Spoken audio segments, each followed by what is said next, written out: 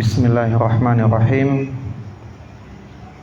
Assalamualaikum warahmatullahi wabarakatuh.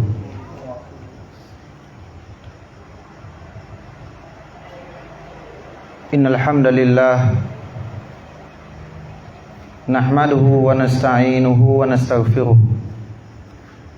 wa na'udzu billahi min syururi anfusina wa min sayyiati a'malina. May yahdihillahu fala mudhillalah wa may yudlilhu fala hadiyalah. Asyhadu an la ilaha illallah wahdahu la syarikalah wa asyhadu anna Muhammadan abduhu wa rasuluhu alladzi la nabiyya ba'dah.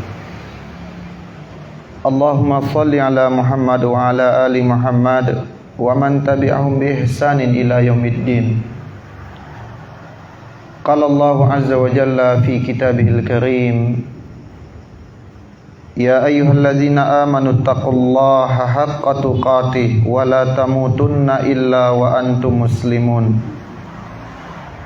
Amma ba'du, fa inna asdaqal hadisi kitabullah wa khairal hadi hadi Muhammad sallallahu alaihi wasallam wa syarral umuri muhdatsatuha fa inna kulla muhdatsatin bid'ah wa kulla bid'atin dhalalah wa kulla dhalalatin finnar.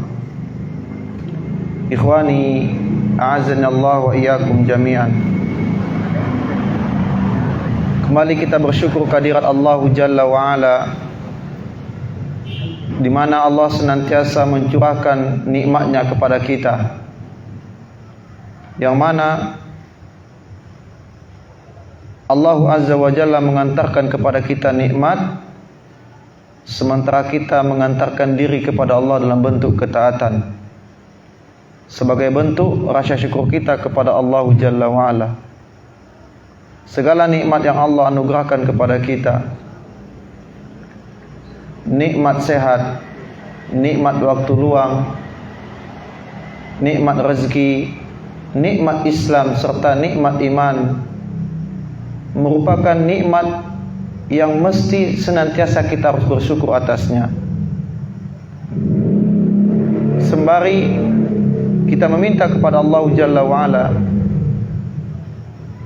agar nikmat tersebut, terlebih lagi itu adalah nikmat hidayah, yang pada malam yang berbahagia ini kita akan berbicara dengan tema hidayah. Kita meminta kepada Allah agar hidayah atau petunjuk ini tidak terlepas atau tidak keluar dari hati kita. Kita meminta kepada Allah dengan nama Allah yang husna dan sifatnya yang ula, dengan nama Allah yang maha indah serta sifatnya yang maha tinggi, yang maha agung. Allahumma inna nas'aluka ilman nafi'an wa rizqan thayyiban wa amalan mutaqabbalan. Allahumma ya muqallibal qulub tsabbit qulubana ala dinik. Kita meminta kepada Allah agar dianugerahkan ilmu yang bermanfaat. Berarti di sana ada juga ilmu yang tidak bermanfaat. Kita meminta kepada Allah rizki yang halal lagi thayyib. Berarti di sana ada juga rizki yang tidak halal lagi thayyib.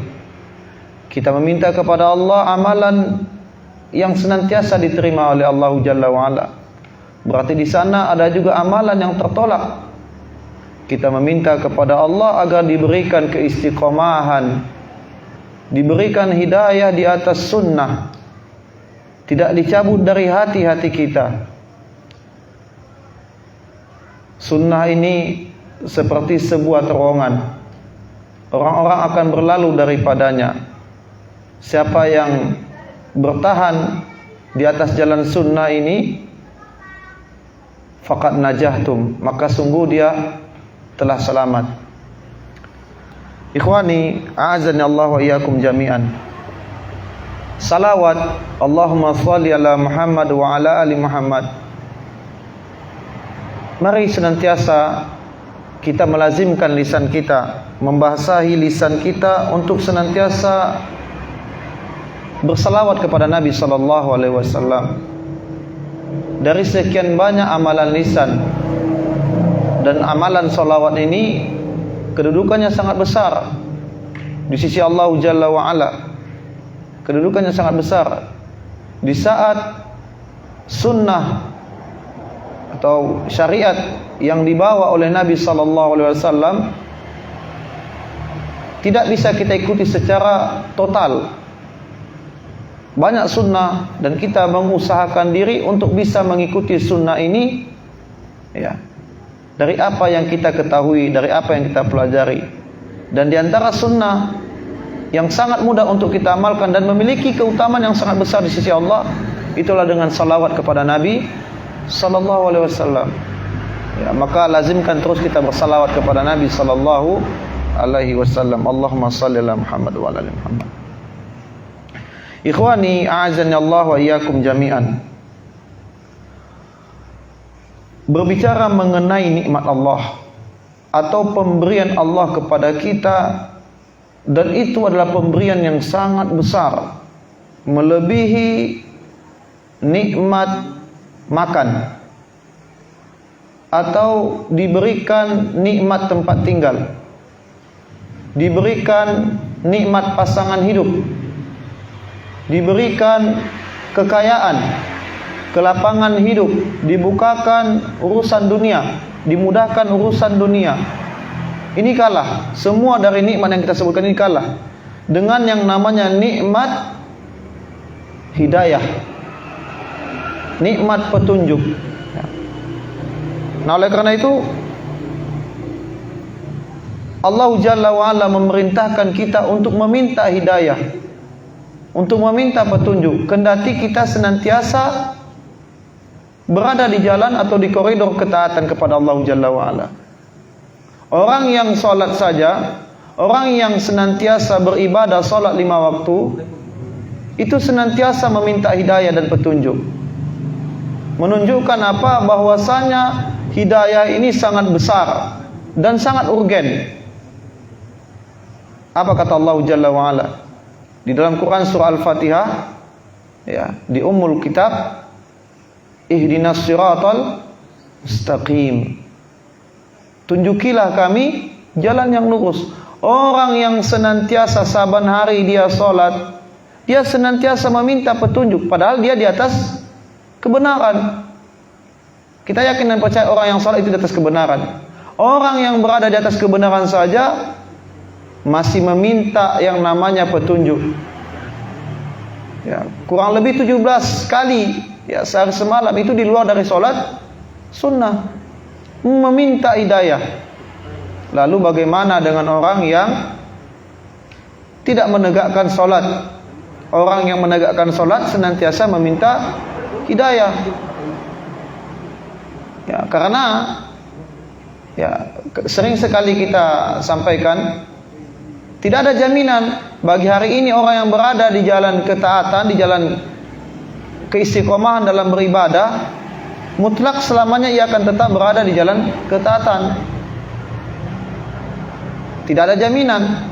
Apalagi kita bukan sahabat Nabi, bukan kelompok yang diutamakan, yang disebutkan oleh Nabi sallallahu alaihi wasallam, la tasubbu ashabi. Dalam beberapa hadis yang lain menyebutkan tentang keutamaan para sahabat. Kita bukan bagian dari sahabat Nabi sallallahu alaihi wasallam karena kita tidak pernah bertemu dengan Nabi.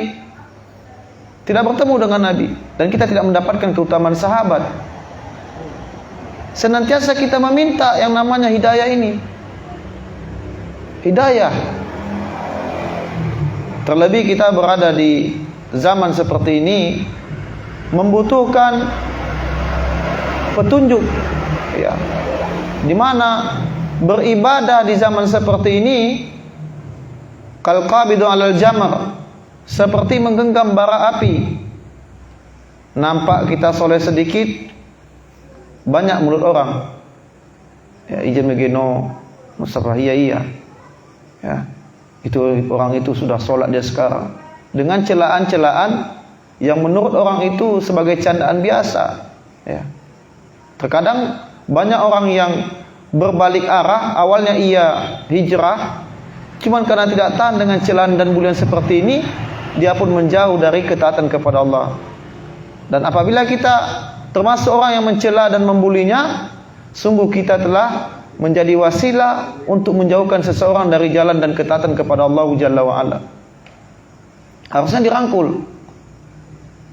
Apakah antum pikir mudah menegakkan sunnah di zaman seperti ini? Menaikkan celana ya, beberapa senti untuk dipotong, ya, menjaga lihya, jenggot. Apakah antum pikir itu mudah di zaman seperti ini? Itu sulit. Antum akan menerima celaan, ya. Antum akan menerima bulian, ya. Dan ini adalah menjadi sebuah sunnatullah. Kal qabidu 'alal jamr. Beragama di zaman seperti ini jauh dari zaman nubuwah, jauh dari zaman sahabat, tabi'in, tabi'ut tabi'in. Kal qabidu 'alal jamr, seperti menggenggam bara api. Tidak kita berada di atas ketaatan, kita butuh. Kita berada di atas ketaatan, kita tak lepas yang namanya dengan celaan, ya, bulian. Dan celaan yang kita terima itu tidak sebanding dengan apa yang dirasakan oleh para salafus saleh, ya, para salafus saleh. Nah, oleh karena itu ikhwani a'azani Allah wa iyyakum jami'an, sebagaimana yang kita sebutkan di awal tadi, hidayah itu lebih baik, ya, lebih mahal bahkan dari dunia, minad dunya wa ma fiha. Lebih baik dari dunia dan apa yang terkandung di dalamnya. Hidayah itu lebih mahal. Kenapa? Karena dengan hidayah ini, dengan kebenaran inilah kita akan membawa ke hadapan Allah Jalla wa'ala, dan itu akan menguntungkan kita. Apa-apa yang tidak, nikmat yang tidak mengantarkan kepada ketaatan akan binasa. Bahkan harta, keluarga, bahkan keluarga.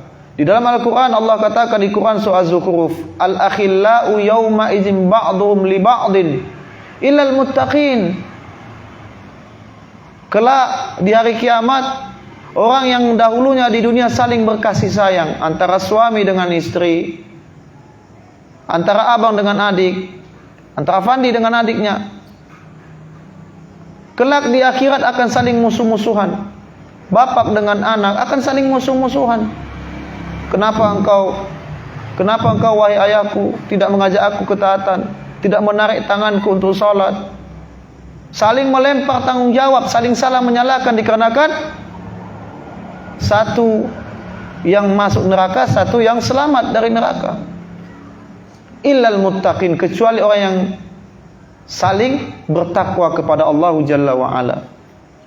Nah, oleh karena itu orang yang mendatangi Allah, yauma yanfa'u malun, hari la yanfa', yauma la yanfa'u malun wala banun, tidak bermanfaat harta dan anak-anak. Allah memberikan dua permisalan, sesuatu yang dicondongkan setiap Bani Adam terhadap kecintaan kepada anak, banun. Yauma la yanfa'u malun wala banun, kecondongan seseorang yang cinta kepada harta dan anak-anaknya, yang dia banggakan anak dan hartanya. Dan itu menjadi kecondongan manusia kepada hal seperti ini, dan ini sifatnya adalah manusiawi. Allah tidak mencela seseorang cinta kepada harta, cinta kepada anak. Sebagaimana kata Allah, zuina linnasi hubbus syahwat, dijadikan indah pada pandangan manusia itu kecondongan kepada keinginan-keinginan, ingin harta, ingin kaya, dapat motor satu, pingin mobil, dan itu tidak tercela. Tapi ketika harta dan benda ini, anak-anak ini, istri kita, keluarga kita tidak mendekatkan kepada Allah, sungguh akan membinasakan kita.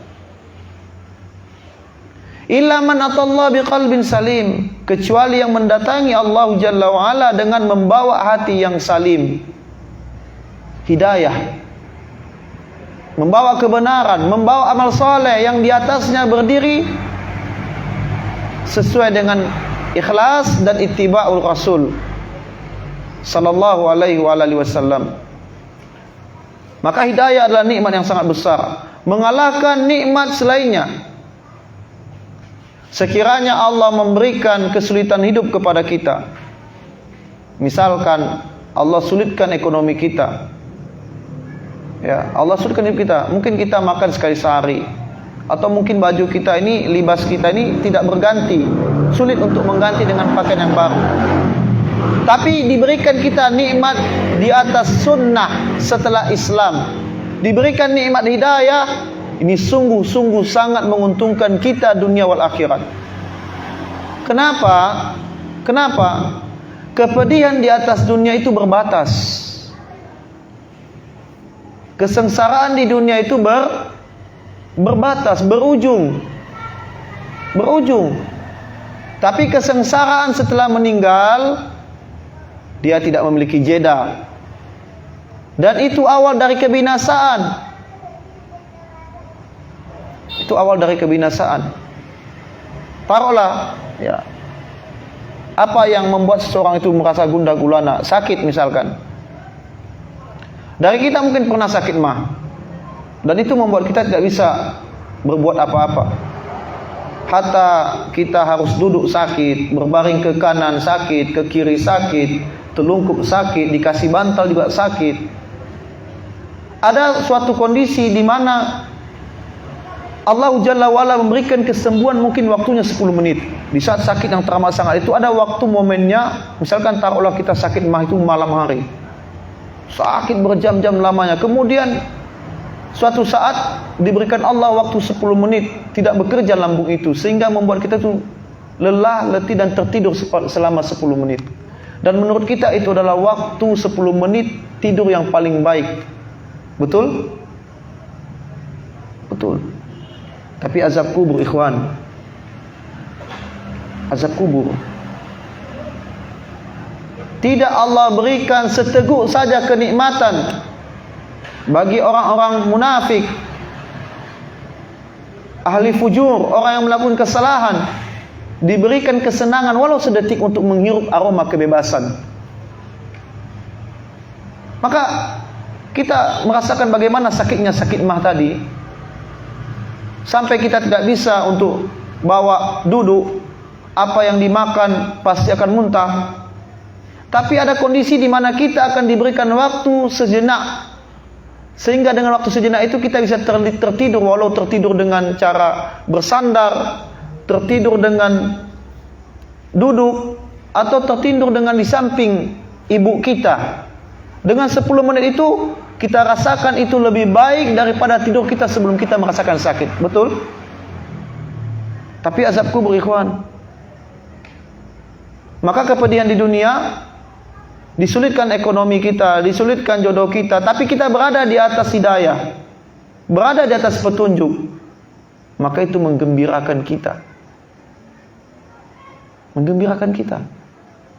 Karena nikmat dunia yang lain itu tidak akan ada apa-apanya.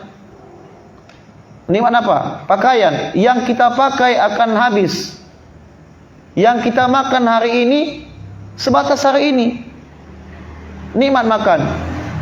Kita makan ubi, ya kan? Makan ubi.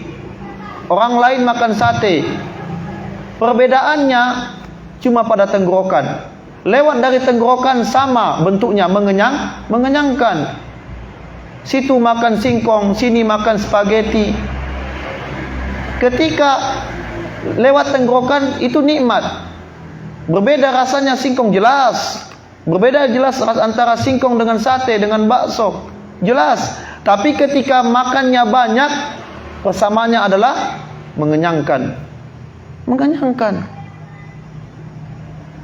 Maka kepedihan di dunia disulitkan dari urusan-urusan hidup, ya. Sulit kita untuk berusaha, tapi diberikan di atas sunnah hidayah, ini nikmat yang sangat-sangat besar. Sangat besar. Maka oleh karena itu kita harus mencari dan terus mencari hidayah. Terus meminta hidayah. Kendati kita setiap harinya kita salat, kita terus meminta hidayah. Jangan sampai kita masuk dari orang-orang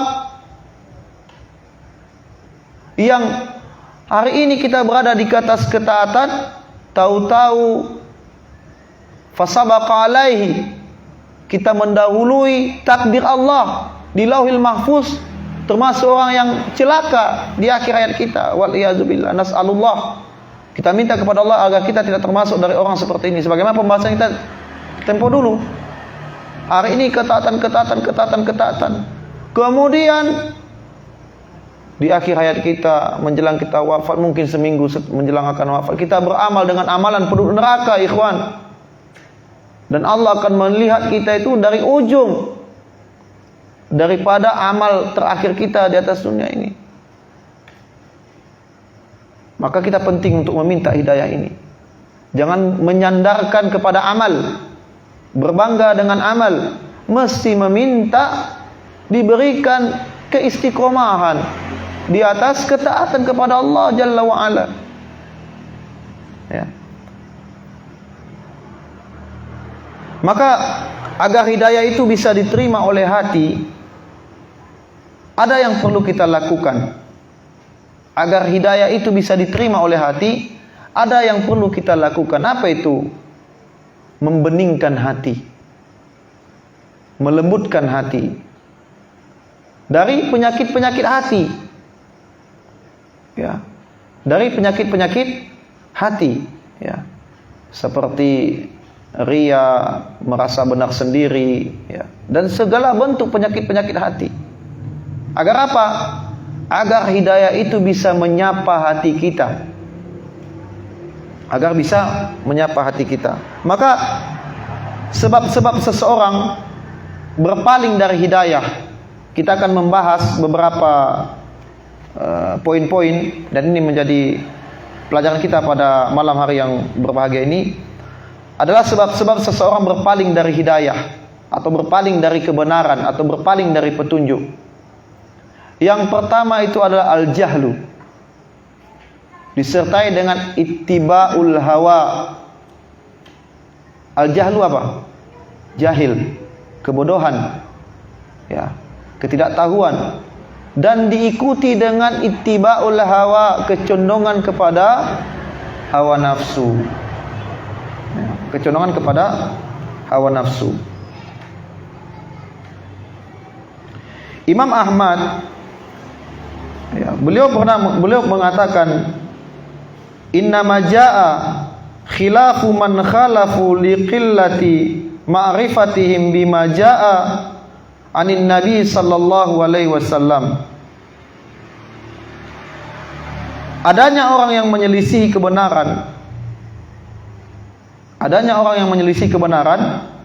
akibat daripada sedikitnya pengetahuan dia tentang apa yang diajarkan Rasulullah sallallahu alaihi wasallam. Ya. Itu kejahilan. Seseorang berbuat jahil itu dikarenakan ketidaktahuannya terhadap syariat, ketidaktahuannya kepada apa yang diajarkan atau apa yang dibawa oleh Nabi sallallahu alaihi wasallam. Maka orang jahil dia akan mengedepankan ra'i. Dia akan mengedepankan menurut saya. Menurut saya ini boleh. Dia akan dengan mudahnya berijtihad, berfatwa, menyampaikan, sah-sah saja seperti ini. Bermuamalah dengan riba itu boleh, karena ini seburuk-buruk keadaan. Dia bermudah-mudahan untuk memberikan ijtihad atau fatwanya sendiri, ya, menganggap bahwasanya dia, ya. Maka kondisi orang bodoh ini ada dua kondisi orang jahil, ya. Ada orang jahil dan dia tahu dia jahil. Ini memungkinkan dia untuk mendapatkan hidayah. Ya, kondisi pertama, orang jahil dan dia tahu dia jahil. Orang yang tidak tahu dan dia tahu bahwasanya dia tidak tahu, memungkinkan dia untuk mendapatkan hidayah. Kondisi yang kedua adalah kondisi yang sangat berbahaya. Orang jahil dan dia merasa dia itu tahu. Ini kondisi yang membinasakan. Sehingga sulit baginya untuk menerima hidayah. Sulit baginya untuk menerima kebenaran. Sulit baginya untuk menerima hujjah. Ya, paham ya di sini ya tentang al-jahlu. Kemudian disertai dengan ittiba'ul hawa, kebodohan, dan disertai dengan kecondongan mengikuti kepada hawa nafsu. Maka kebodohan ini bisa kita tamsilkan sebagaimana mungkin kita pergi ke sebuah persimpangan jalan, ya, yang kita mungkin harus berjalan menuju ke daerah tertentu, kemudian kita dihadapkan pada dua jalan yang kita harus memilih. Ya. Orang yang akan mengetahui, orang yang pernah melewati jalan tersebut, dia tidak akan bingung. Dia tidak akan bingung, dia tahu, berarti dia mengilmui. Tapi orang yang tidak berilmu, dijadikan dia pemimpin dalam perjalanan, amir dalam perjalanan, bukan hanya membinasakan dirinya, tetapi juga membinasakan kafilahnya. Maka ini yang dikhawatirkan kepada al-jahlu tadi. Kalau hanya membinasakan dirinya itu tidak masalah, tapi ikut membinasakan orang lain, ini disebabkan karena ketidaktahuannya terhadap ilmu. Maka orang yang tidak berilmu tidak tahu mana yang hak, mana yang batil, mana syirik, mana tauhid, mana sunnah, mana bid'ah. Tidak paham. Oke, kita tanya, apa lawan daripada hak? Batil. Tahu dia. Lawan benar? Salah. Lawan wajib? Apa? Haram. Lawan sunnah? Apa lawan sunnah? Makruh? Tentu tidak. Ma yuqabalu minal bid'ah. Kalau dalam definisi syariat, kebalikan daripada sunnah adalah bid'ah. Sunnah adalah syariat, bid'ah adalah yang diada-adakan, yang dinisbatkan kepada agama. Kalau bukan karena ilmu, kapan kita tahu? Sebagaimana ilmu, sebagaimana yang kita ketahui bersama, sunnah, sebagaimana yang diyakini kebanyakan dari kaum muslimin adalah sesuatu yang diamalkan, itu berpahala, ditinggalkan tidak berdosa. Sehingga orang akan memilah-milah dalam beragama. Ana wal sabahiyya sunnah rawatib. Dah. Itu sunnah ya. Kenapa nak mau salat sunnah rawatib? Kan cuma sunnah. Dari sini saja kita tidak bisa mendudukkan. Ya. Maka Ibnu Taimiyah rahimahullah dalam Majmu' Fatawa, beliau berkata, fal haqqu ya'rifu kullu ahadin. Kebenaran itu bisa diketahui oleh semua orang. Kebenaran yang hak itu bisa diketahui oleh semua orang. Asal apa? Asal ada kesungguhan bagi orang itu untuk mencari dan terus mencari. Ya, kebenaran itu bisa didapatkan. Syaratnya apa? Ada kesungguhan. Ada kesungguhan. Apa sesuatu kita, ikhwan, kalau kita enggak, misalkan kita tamat SMP, orang lain sudah pandai bawa motor, kita belum. Ada perasaan malu saat kita enggak bisa bawa motor. Sehingga apa usaha kita? Sungguh-sungguh pinjam motor kawan, ya kan, terus minta dia ajarkan kita belikan bensinnya. Ya, sungguh-sungguh. Dapat nggak ujungnya? Bisa nggak ujung-ujungnya? Bisa. Bahkan tak jarang orang yang belajar bawa motor dia nggak tahu bawa sepeda. Ada orang seperti itu? Banyak. Bahkan ada pula orang yang bisa bawa mobil, nggak bisa bawa motor. Saya ketemu orang seperti itu. Bisa bawa mobil, roda 4, tapi nggak bisa bawa motor. Ada. Ya kan? Untuk perkara dunia saja, bersungguh-sungguh. Dahulu kami, waktu di Mentawai, ada namanya Tommy, ya kan? Dia sudah besar, kelahiran 95. Qadarullah tidak tahu bacaan sholat. Tidak tahu bacaan sholat, hanya Al-Fatihah modalnya. Jadi ketika Hidayah itu menyapa, Ustaz, saya mau belajar Ustaz. Saya mau belajar ngaji. Dan dia nggak malu. Dia melempar rasa malunya untuk belajar ilmu agama. 3 bulan dia bisa baca Quran. Walaupun masih ada sedikit-sedikit kesalahan, tapi dengan 3 bulan dia mampu membaca Al-Quran. Bacaan sholat, karena sholat yang harus disegerakan harus ditulis dengan bahasa Indonesia. Ya, supaya, dan dia sholat bacanya kertas. Dan itu wajib. Pelajaran yang paling diutamakan adalah tentang perkara sholat. Bacaan ruku, bacaan iktidal, iftitah, itu ditulis dengan bahasa Arab, bahasa Indonesia. Allahumma ba'id baini, ditulis, dihafal. Setelah selesai itu setor lagi, ditambah lagi hafalannya. Sungguh-sungguh. Maka fal haqqu, kata Ibnu Taimiyah, kebenaran itu ya'rifu kullu ahadin, akan diketahui oleh setiap orang. Kebenaran itu akan diketahui oleh setiap orang. Akan diketahui kalau bersungguh-sungguh. Ya.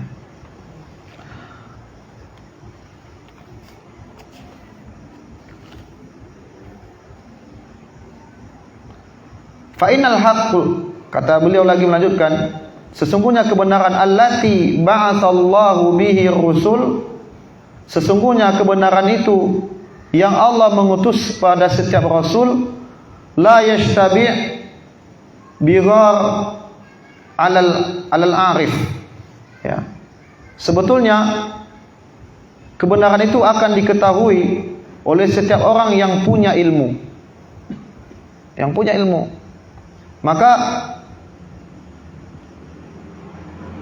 kama la yashtabi az-zahabu bil khalis bil makshush alal naqid, sebagaimana orang yang mencari emas asli, dia tidak akan pernah tertipu, dia tidak akan pernah terbodohi, dia tahu mana yang emas murni, mana yang imitasi.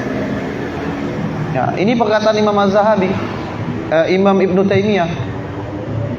Jadi kebenaran itu ketika ada filter yang bernama ilmu, dia akan tahu. Antum misalkan, antum Fandi ngerti masalah bengkel, ya kan, mengerti bengkel.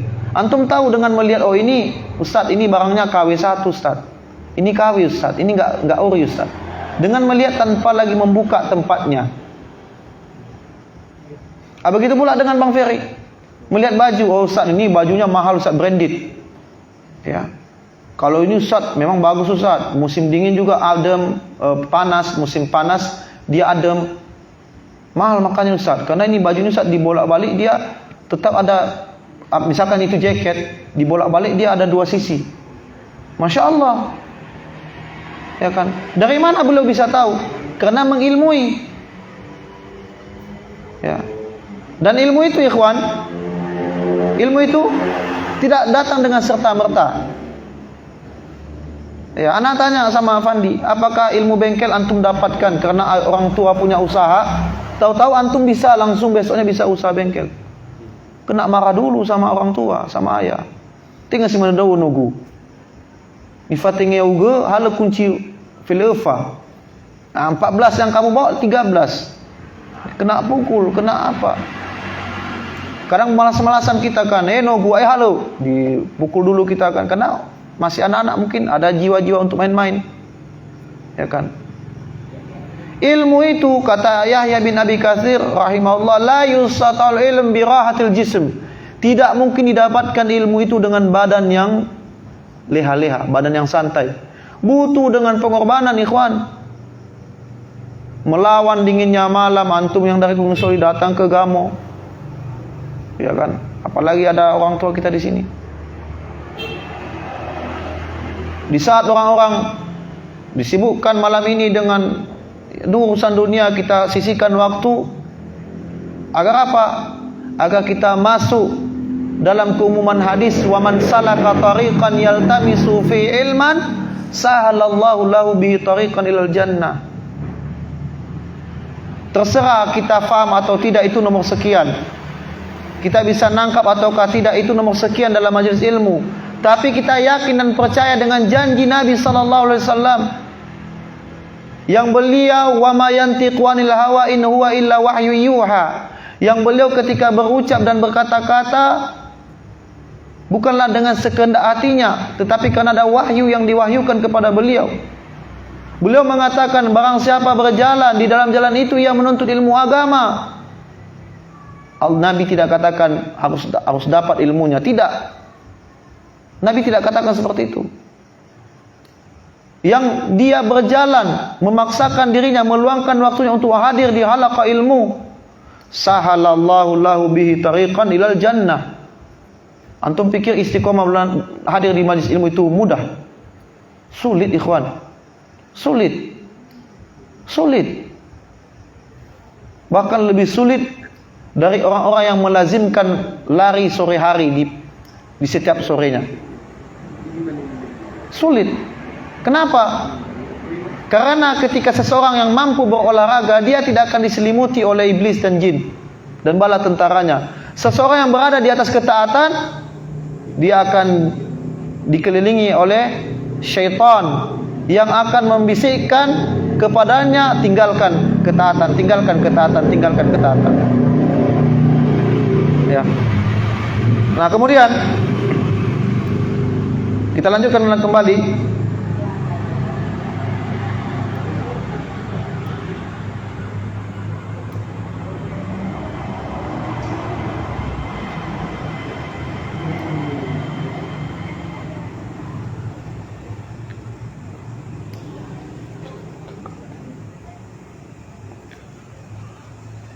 Sebab-sebab seseorang berpaling dari hidayah, tidak mendapatkan, yang pertama tadi adalah al-jahlu.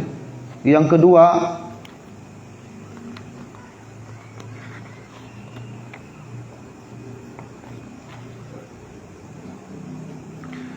adalah keyakinan berada di atas kebenaran tanpa bukti yang nyata.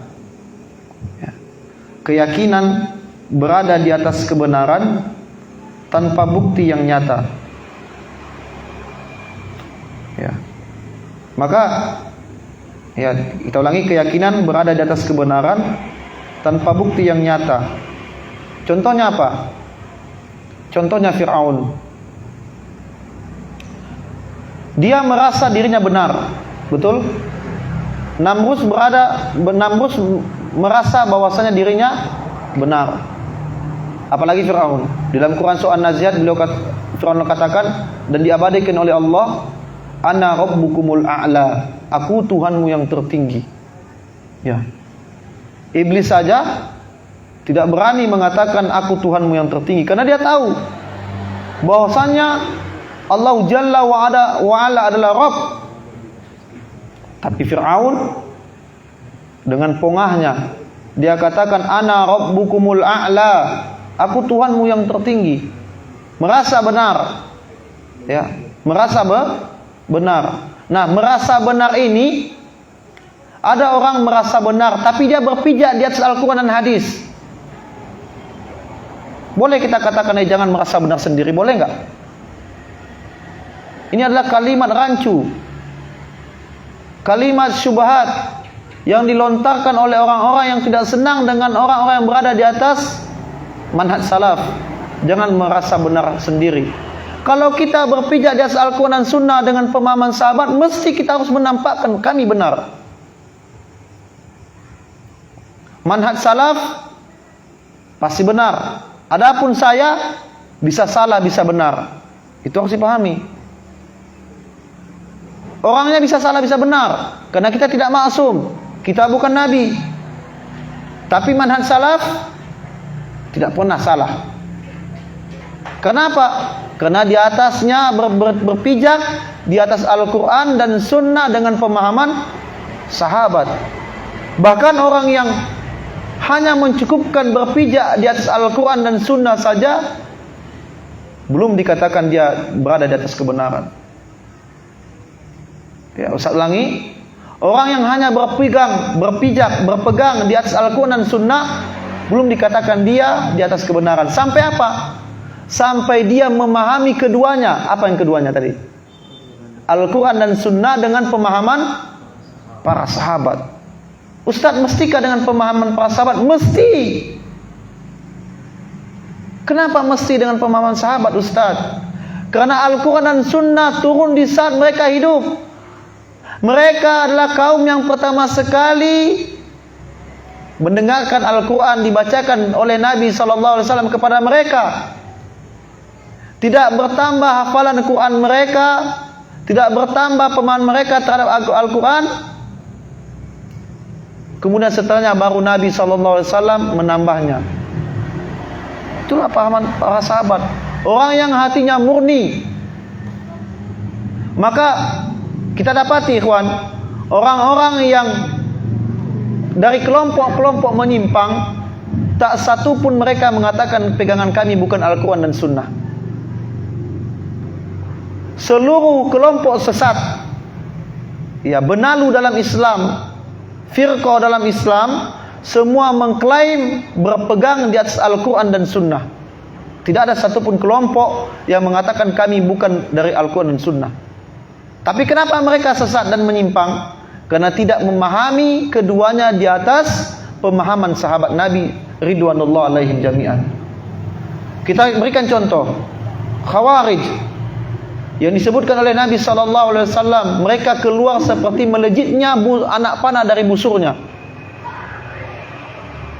Qira'atuhum, bacaan mereka lebih baik daripada kalian. Kalian di sini bukan kita, kata Nabi. Kalian di sini disandarkan kepada para sahabat.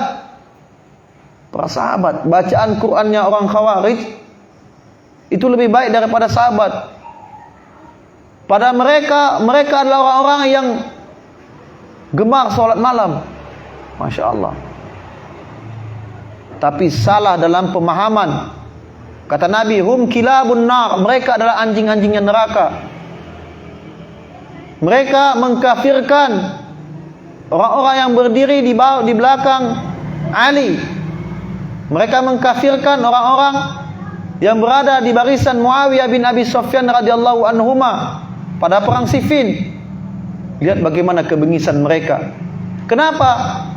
Karena Ali dan Muawiyah memberikan utusan kepada Abu Musa al-Ash'ari, ya. Dan mereka mengatakan, mengambil firman Allah, wa man lam yahkum bima anzalallahu faulaika humul kafirun. Barang siapa yang tidak berhukum dengan hukum Allah maka kafir. Lihat mereka mengambil dalil Al-Quran. Kalimatul haq urida minal batil. Mereka mengambil Al-Quran sebagai dalil, tapi yang mereka inginkan adalah kebatilan. Orang yang tidak paham terhadap agama maka akan termakan dengan fitnahnya orang Khawarij. Coba anak tanya, di Indonesia, di negeri kita ini, orang kalau berzina apa hukumannya? Di penjara. Paling banter di penjara. Kalau enggak, supaya enggak malu keluarga, dinikahkan. Dalam Islam, orang yang berzina dan dia telah menikah, itu dirajam, ditanam dia, ya, semungkin sedada, dilempar sama batu sampai mati. Kalau kita kembalikan kepada ayat ini, maka kita kafir. Lihat bagaimana syubhatnya Khawarij. Mereka tidak memahami Al-Quran, tidak memahami makna ayat wa man lam yahkum bima anzalallahu faulaika humul kafirun dengan pemahaman sahabat Nabi ridwanullah alaihim jami'an. Maka apa pemahaman dari ayat ini? Sahabat Ali bin Abi Thalib radhiyallahu anhu,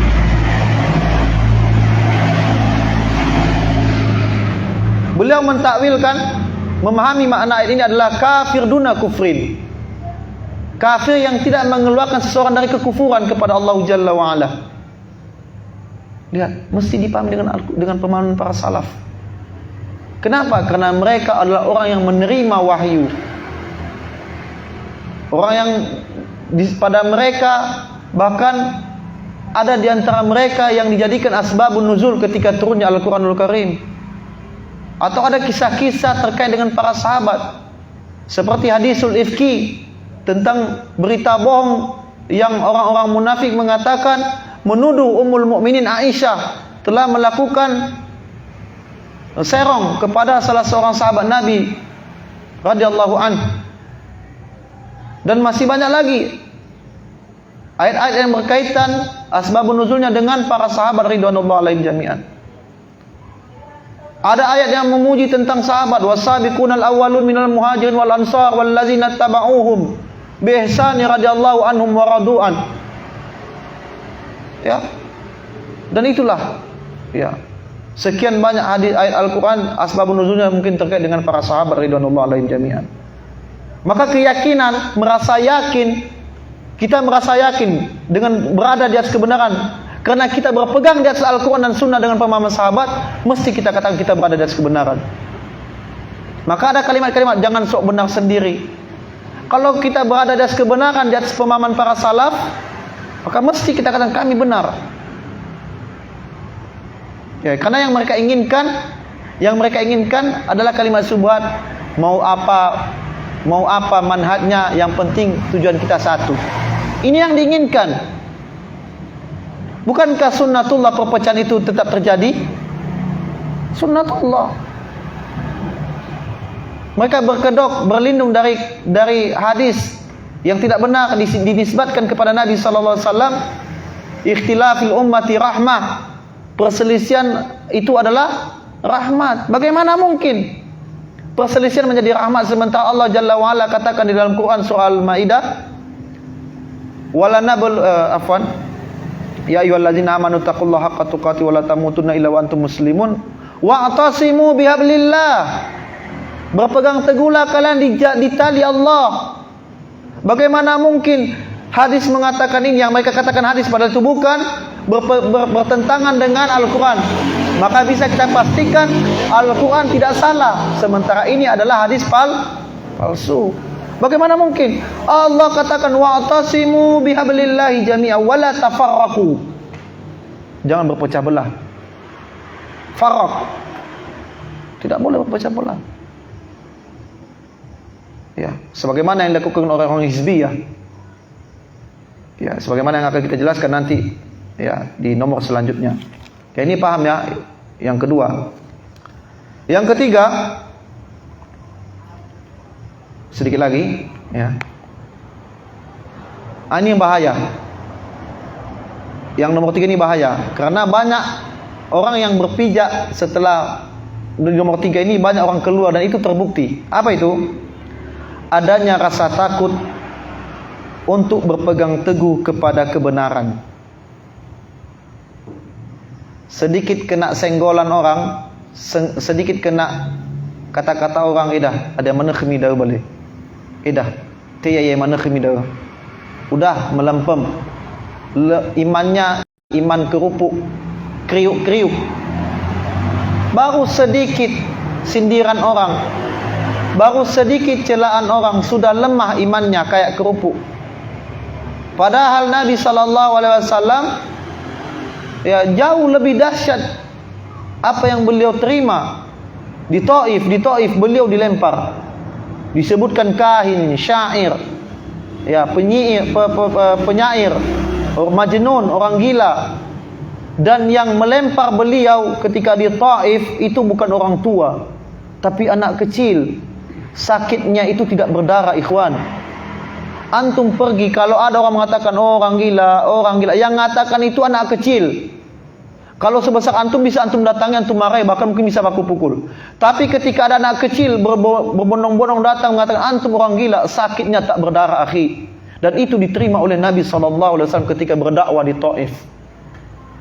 Jadi celaan yang kita terima saat ini tidak ada apa-apanya dengan bulian dan celaan yang diderita oleh Nabi dan para sahabat ridwanullah alaihim jami'an.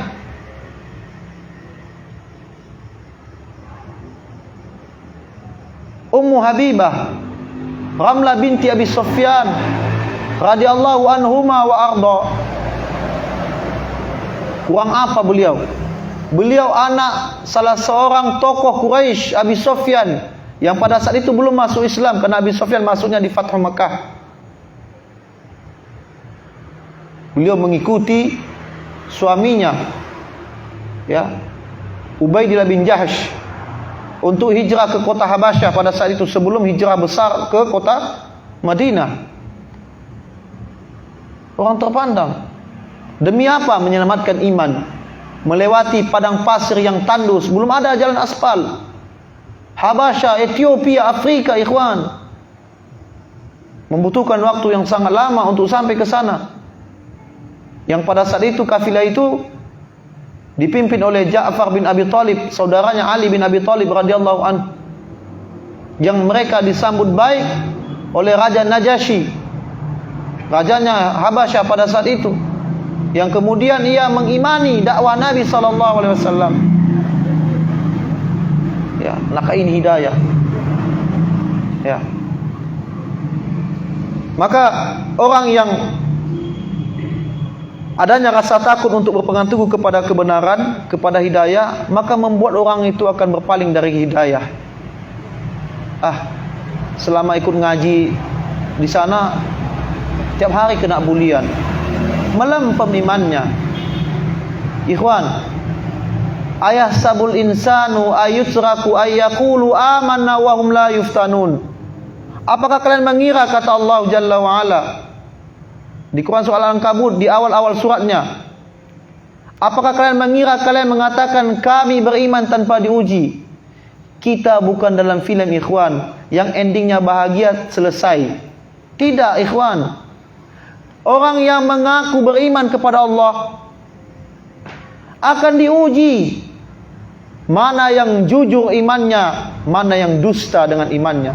Kendati Allah tahu apa yang berada di hati-hati kita, tapi Allah ingin menunjukkan kepada hambanya, apakah hambanya itu jujur dengan imannya ataukah tidak. Maka tidak ada orang yang hijrah dia, ya, dari riba, H+1 dia dapat rumah mewah. Gak ada, ikhwan, gak ada. Dia akan mengalami kesengsaraan dunia.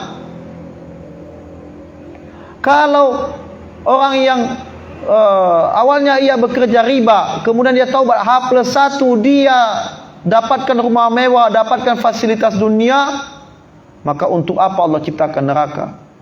Maka berbondong-bondong orang akan taubat. Orang yang awalnya ia berzina, kemudian dia bertaubat, kemudian hari ia terkena penyakit HIV misalkan.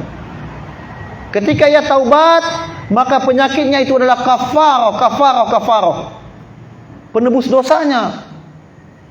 Dan kedukaan di dunia itu berbatas, ikhwan. Berbatas.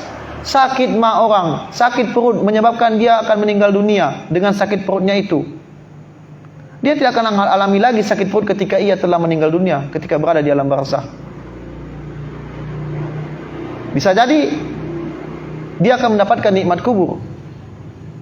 Atau bisa jadi dia sakit perut disebabkan itu dia meninggal dunia, dia mendapatkan azab kubur karena tidak berada di atas ketaatan. Dan itu bukan menjadi kafarah bagi dia. Ya. Selanjutnya, yang keempat, ya, adalah taklid buta. Ya. Taklid buta disertai dengan fanatik. Kalau ustaz saya itu apa yang kata dia sudah sabda, sehingga tidak mau lagi dengan kalau ustaz yang lain saya tidak maulah. Ya. Dan ini penting. Kita enggak boleh taklid kepada dai. Kalau ada dai itu menyimpang, menyelisih Al-Quran dan Sunnah, kita harus, ya, tidak boleh mengikutinya. Tapi tidak boleh pula membencinya dengan hanya karena memiliki satu kesalahan, karena dia tidak maksum, dia tidak nabi, dia memiliki kesalahan.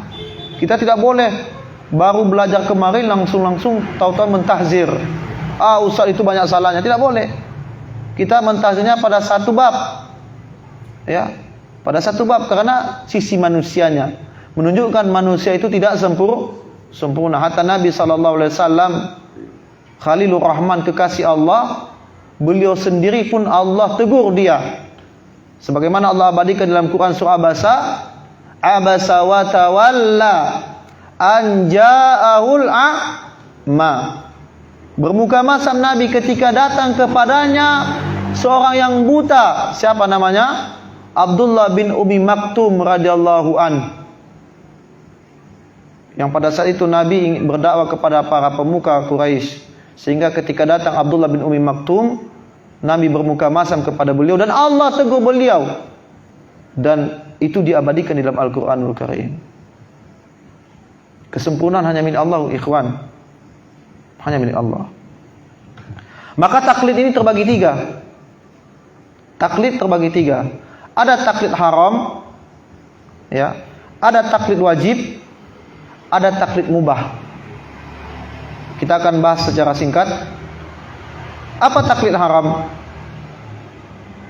Seseorang yang sudah jelas iqamatul hujjah padanya, telah tegak hujjah padanya, kemudian dia ngeyel, enggak lah, yang penting ustaz itu bilang boleh, maka saya katakan boleh. Ya.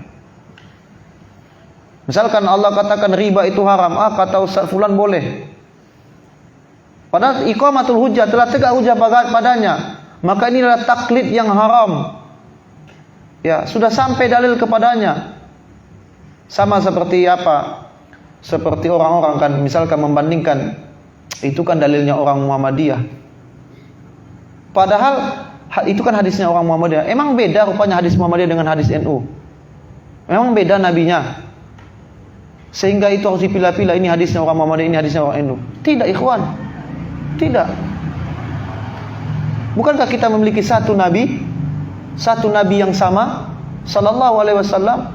Lantas kenapa kita mengucapkan kalimat nabinya itu kan hadisnya orang Muhammadiyah, ini hadisnya orang Persis, ini hadisnya orang Al-Wasliyah. Nabi kita satu. Nabi kita satu. Nah, ini taklid haram. Taklid wajib adalah orang awam yang wajib taklid kepada ulama. Ya, misalkan ana perintahkan, tolong carikan sama ustaz hadis tentang doa iftitah yang sering diamalkan oleh Nabi SAW. Maka antum cari di Google. Ustaz, hadisnya itu banyak ustaz. Tapi ustaz, hadis ini Allahumma ba'id misalkan, ini disahihkan oleh Al-Albani.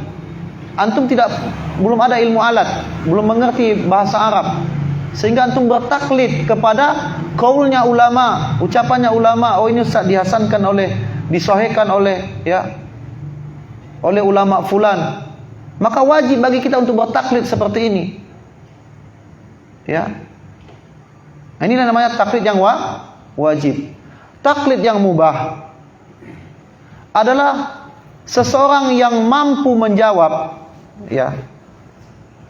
Seorang yang alim dan beliau mampu menjawab, akan tetapi beliau tidak mampu menjawab pada saat itu, sehingga dia mengambil pendapat ulama yang lain.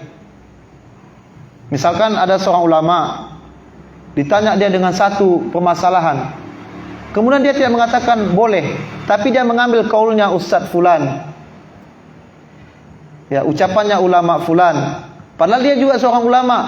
Maka ini adalah taklid, dia bertaklid kepada ulama itu, dan ini mubah, boleh. Ya, ini boleh. Maka taklid buta, ikhwan, ini salah satu, ya, penyakit yang membuat seseorang itu sulit menerima hidayah. Kalau bukan dari kelompoknya fanatik ini, ya, nggak akan mau dia mendengarnya. Tengah murikeda, sama seperti itulah yang kenapa Abu Lahab, ya, membenci Nabi SAW, karena bukan daripada nasab beliau atau bukan dari kabilah beliau Allah utus Nabi itu, sehingga kebenciannya itu ada, taklid butanya itu ada. Ya, sama-sama mengurusi tentang haji, ya, tentang umroh, Zam-Zam. Tapi kalau dalam masalah Nabi, kenapa Nabi diutus dari kabilahnya Nabi Muhammad SAW? Ya. Nah, terkait dengan taklid ini, ikhwan, Jangan kita merasa risih untuk tanya dalil, karena bertanya tentang dalil itu adalah haknya mad'u. Maka ada orang yang tidak suka dengan dakwah salaf, sesedikit dalil. Atau ada dai tidak suka, dia marah dia kalau ditanya, Ustaz dalil ini apa? Udah ikuti aja. Ikhwan, bertanya tentang dalil itu adalah haknya antum. Haknya antum. Karena agama ini bukan qala wa qila, bukan berkata dan dikatakan. Al-isnad minad din. Sanad itu bagian agama, ikhwan. Kalau sekiranya orang bisa berkata demikian dan demikian, lalu apa yang tertinggal dari agama kita? Apa yang tertinggal? Maka bertanya tentang dalil adalah haknya mad'u, haknya jamaah. Dan kita para dai tidak boleh baper, tidak boleh sewot, tidak boleh marah, tidak boleh benci ketika ditanya oleh mad'u, Ustaz dalilnya apa Ustaz? Kita benci, kita marah. Ya. Paham ya? Selanjutnya ujub. Ya. Bangga dengan kelebihan dan kecerdasannya. Ini penyakit. Ya. Inilah sebagian sebab umat para rasul menolak dakwah para nabi dan rasul ketika diutus kepada mereka. Ujub ya. Ujub atau bangga dengan kelebihan dan kecerdasannya, inilah yang menyebabkan sebagian para nabi dan rasul itu ditolak dakwah mereka. Sebagaimana Allah katakan dalam Quran surah Ghafir ayat 83. Falamma ja'atuhum rusuluhum bil bayinat, ketika datang kepada mereka rasul dengan bayan, dengan penjelasan, farihu bima indahum, mereka bergembira dengan apa yang berada di sisi mereka dari pengetahuan mereka, wa haqu bihim ma kanu bihi yastahzi'un, dan benarlah hak atas mereka azab dikarenakan mereka menyepelekan rasul yang datang kepada mereka. Maka selain dalil dari kelompok mereka tolak. Tidak mau mereka dengarkan. Itu kan dalilnya orang NU, itu dalilnya Muhammadiyah. Ya. Padahal kita memiliki nabi dan rasul yang sama. Ya. Selanjutnya nomor keberapa sekarang? 6. Kibr. Sombong. Ya, ini hampir sama dengan ujub. Kibr dan ujub ini hampir sama. Dan kibr ini adalah makhluk Allah yang pertama sekali menyundahkan sifat kibr ini adalah iblis. Apa kata Allah? Wa iz qulna lil malaikati isjudu li adama fasajadu illa iblis aba wastakbar wa kana minal kafirin. Ketika dikatakan kepada malaikat untuk sujud kepada Adam, seluruhnya sujud kecuali iblis. Kenapa? Karena ia aba wastakbar, dia sombong lagi enggan. Al-kibr, kata Nabi sallallahu alaihi wasallam, batarul haq wa ghamtun nas. Al-kibr adalah menolak kebenaran dan merendahkan manusia. Ya, dan itu sunnahnya iblis. Merasa dia itu sombong, merasa dia lebih baik daripada Adam. Ketika dikatakan kepada iblis, kenapa tidak sujud kepada Adam? Khalaqtani min nar wa khalaqtahu min tin, kata beliau, kata iblis laknatullah alaih. Kau ciptakan aku dari api, sementara Adam kau ciptakan dari tanah. Dia membantah dalil dengan ilmu yang ia miliki. Dia katakan bahwasanya api lebih baik daripada tanah. Ulama salaf ditanya tentang mana yang lebih mulia antara api dengan tanah, maka salah seorang ulama, kami lupa apakah itu Ibnu Qayyim rahimahullah, beliau ditanya apakah tanah atau api yang lebih mulia, maka beliau mengatakan yang lebih mulia itu adalah tanah, karena sesuatu yang keluar dari api membinasakan, sesuatu yang keluar dari tanah adalah kehidupan. Beras keluar dari mana? Tanah. Makanan kita semua keluar dari tanah, kehidupan. Maka tanah lebih mulia daripada api. Selanjutnya adalah hizbiyah, sebagaimana yang kita singgung di awal. Ya, poin-poin yang menyebabkan seseorang sulit mendapatkan hidayah adalah hizbiyah, berkelompok. Ya, dan Allah menyuruh kita untuk tidak berkelompok-kelompok, berbangga dengan kelompok. Makanya orang-orang salafi dia tidak berkelompok. Mau di mana, di bendera mana dia berpijak, sementara dia di atas Al-Quran dan Sunnah, mereka lah bermanhaj salaf. Mau dia di Papua, di Jawa, di Nias ini, ya. Ketika mereka qala Allah wa qala Rasul ala fahmi salaful ummah, perbedaan kulit, perbedaan warna, ya, ketika dia berada di atas ikatan keluarga Nias misalkan, maka itu tidak akan membuat dia akan berpecah belah.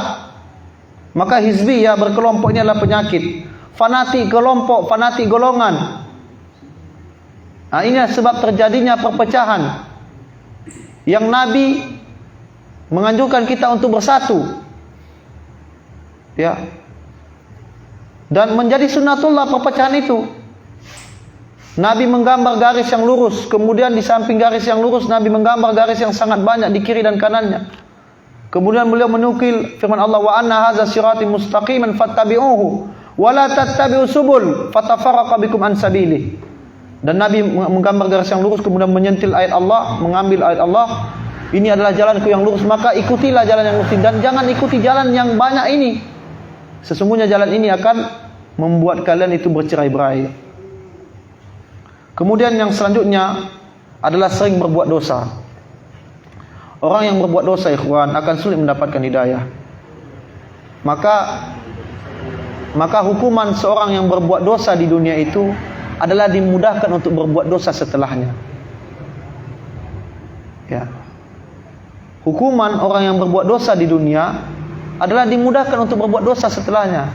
Makanya antum lihat orang yang bermaksiat, orang yang terang-terangan meminum khamar, dia tidak akan ada lagi rasa malu, dicabut rasa malu dari hadapannya, diberikan wajah yang gelap padanya. Kemudian dia petantang-petenteng membawa khamar, ya, dia bawa khamar, minum khamar, tak ada lagi rasa malu. Besok ia lakukan seperti itu, lusa ia lakukan seperti itu.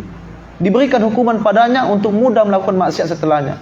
Sebagaimana hukuman bagi orang atau ganjaran bagi orang yang melakukan amal soleh dimudahkan untuk beramal setelahnya. Ya, orang yang beramal soleh akan dimudahkan untuk beramal setelahnya. Kemudian yang terakhir ya, adalah ghaflah. Apa ghaflah? Lalai dari berdoa kepada Allah. Ya, berbangga mencukupkan diri dengan amal. Kita ikhwan mesti meminta kepada Allah. Walaupun kita orang yang ahli salat, kita minta kepada Allah, ya Rabb, ya Allah, jangan cabut hidayah sunnah ini dari hati kami. Ya. Karena kita sudah mempelajari hadis tentang hadis di mana ada orang yang fasabaqa alaihi, dia beramal dengan amalan surga, kemudian berlaku padanya ketetapan Allah sehingga ia beramal dengan amalan neraka. Kita tidak mau itu terjadi pada diri-diri kita, ikhwan. Ya, kita tak mau terjadi seperti itu. Maka jangan pernah berbangga dengan amal, menggantungkan diri kepada amal. Kita meminta kepada Allah dengan nama Allah yang husna dan sifatnya yang ula, agar Allah memberikan kepada kita nikmat hidayah di atas sunnah, dan tidaklah kita meninggal dunia wala tamutunna illa wa antum muslimun, kecuali meninggal dalam keadaan berserah diri kepada Allah, berdiri di atas manhaj salaf, manhaj ahlus sunnah wal jamaah, berpegang di atas Al-Quran dan sunnah dengan pemahaman para sahabat ridwanullah alaihim jami'an. Mungkin itu saja yang dapat kami sampaikan. Aqulu qauli hadza wa sallallahu ala nabina Muhammad wa ala alihi washabihi wasallim. Subhanakallahumma wa bihamdika asyhadu an la ilaha illa anta astaghfiruka wa atubu ilaik. Assalamualaikum warahmatullahi wabarakatuh.